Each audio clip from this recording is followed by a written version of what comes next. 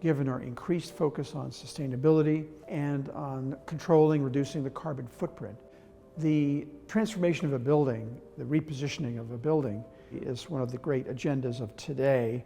To change the building skillfully and still make the building fit to purpose, even when the purpose changes, is a supreme challenge.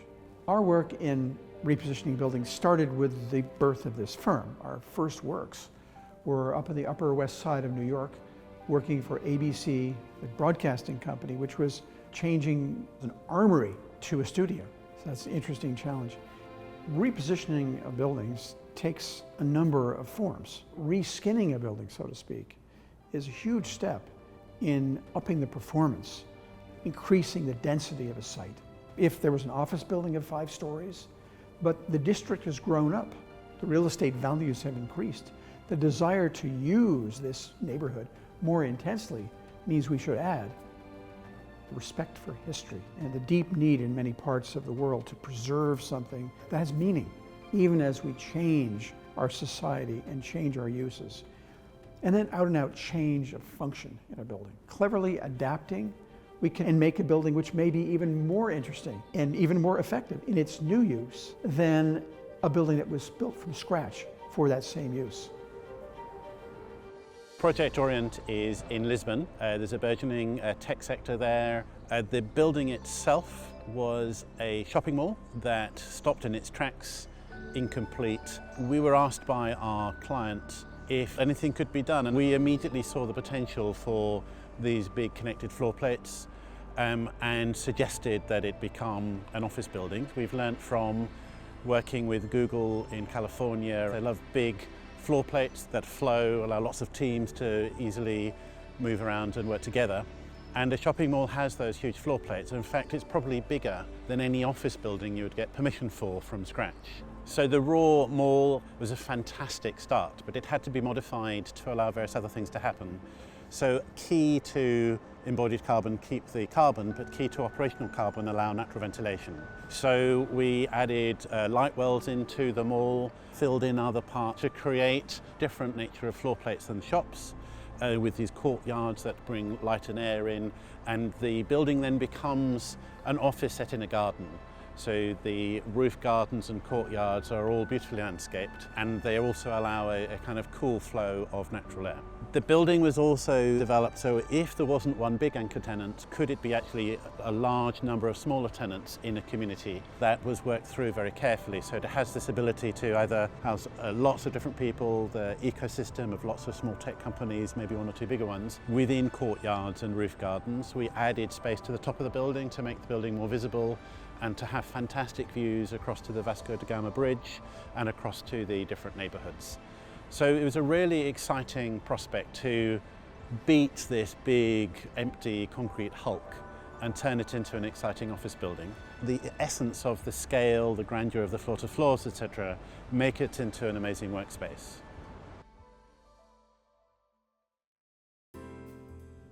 One of the aspects of a repositioning project is really trying to find what value exists and areas where you can improve it to be a more desirable space for its inhabitants. When we started this project, we took a tour of the building and got to see firsthand what the existing facade was. And it was actually a very modern, one of the first curtain wall systems of its time when it was built, but pretty small punched openings. There was not a lot of insulation value or acoustical value, and so it was something that we quickly realized we were going to need to be looking at a clean slate. One of the big things when you look at the before pictures is there were perimeter air columns spaced in between each column bay, so the reading inside the space was that there were twice as many columns at the perimeter than actual. And we quickly learned, working with our team, that those weren't going to be needed when we upgraded the building, and it started to really open up a whole range of possibilities of what you could do here. We proposed opening up the facade completely and having units that would span column to column. And so therefore you start to allow the columns to disappear because you just have these great open views. And that was something that actually, as we started to work through it, made sense not just from a design aesthetic standpoint and from creating great Class A office space, but also from a construction logistics and structural detailing standpoint. And really all the capacities lie in the columns. The perimeter slab edge, where you typically hang a curtain wall, was very minimal with regards to its structural capabilities because the previous facade also did not rely on that. When we looked at different options of modularity for the facade, if we did anything that wasn't spanning just column to column, you had to introduce secondary structure to support it.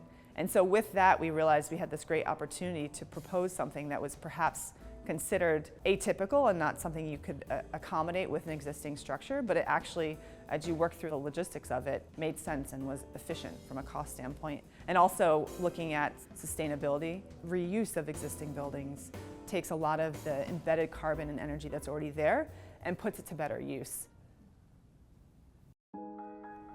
We are very used these days to hear that 30 to 40% of the carbon emissions globally come from buildings. What we are historically not so used to hear is that all of that 30-40%, about a third, is related to just construction, manufacturing and demolition of buildings. That makes adaptive reuse or repositioning a really critical strategy. If we want to reduce carbon emissions in the existing built environment, there's no best way than to keep a building that is already there. Although it's already meaningful over the lifespan of a building, it's critical in the first maybe 10 years of the life of a building. Those next 10 years from now until 2030, 2035 are critical if we really want to mitigate the worst consequences of climate change, not in 50 years, when it might already be too late.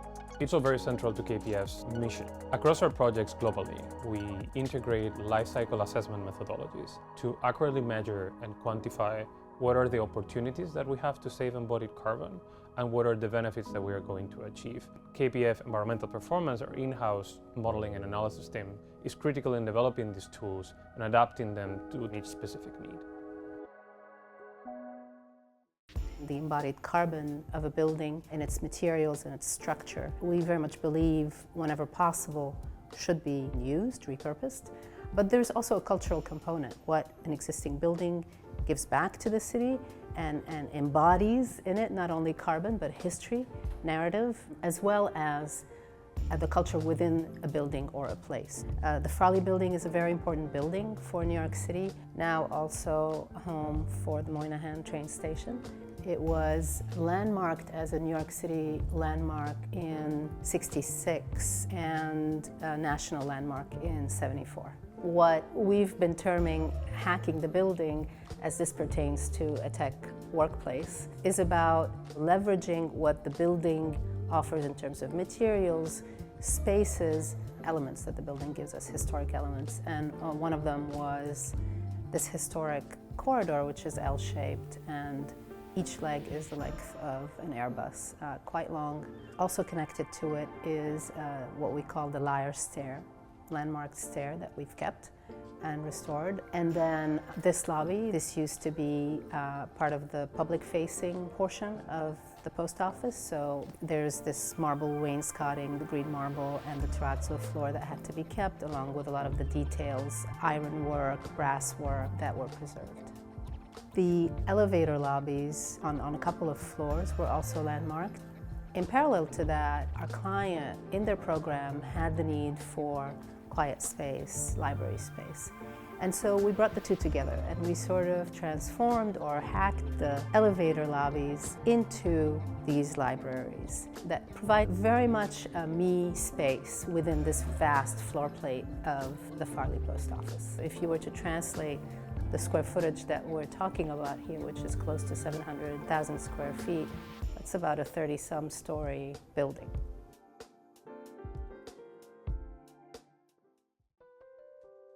One Madison Avenue is a repositioning project in Midtown Manhattan.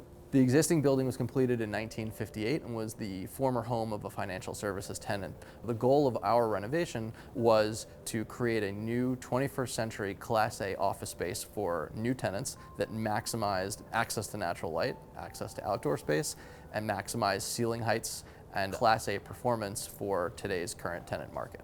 We reused 67% of the building's original structure, so ultimately it really reuses a significant amount of the embodied energy in the building. We've actually cut off the top 6 floors of the building to start with our new podium at the 10th floor and build a 14-story tower on top of that, balanced on a series of trusses that take the loads from the tower down through the existing building using something called mega columns. The truss really embodies that transfer of structure between the new and the old, but also becomes a really unique feature on the interior as well as on the exteriors. One of the most interesting features of our building is that we sit directly next to a landmark structure called the Madison Square Park Clock Tower. So our tower is purposely deferential to the clock tower and seeks to knit the existing stone podium and our curtain wall tower behind the clock tower and into the neighborhood.